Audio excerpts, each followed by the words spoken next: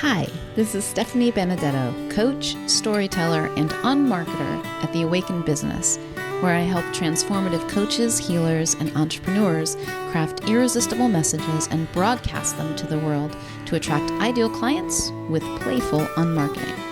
Welcome to the Wild Creation Stories podcast, where we explore the nature of purpose, creation, identity, and reality through the magical lens of our stories. The Mouse and the Maze. Once there was a mouse who'd been trained to run a maze. He knew that somewhere at the end of those corridors there was a piece of cheese waiting for him, and he was always hungry. So he obediently set his nose to the ground and ran the maze as fast as he could to find the prize. Then one day he ran the maze, and there was no cheese at the end. The mouse searched every turn and retraced his steps, but there was nothing. He grew furious.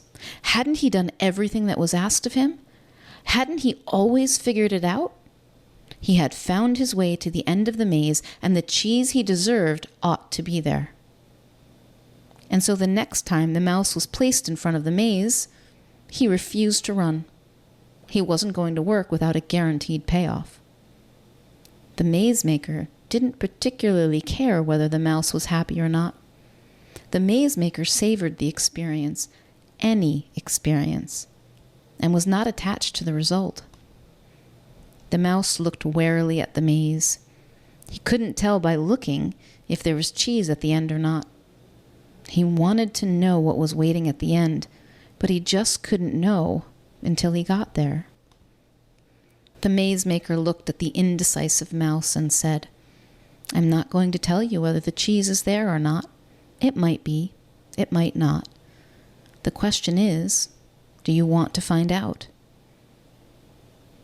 The mouse searched his heart and found that, yes, he did want to know what waited at the end of this particular maze. And because he wanted to find out what was at the end, there was nothing to do but run it and see.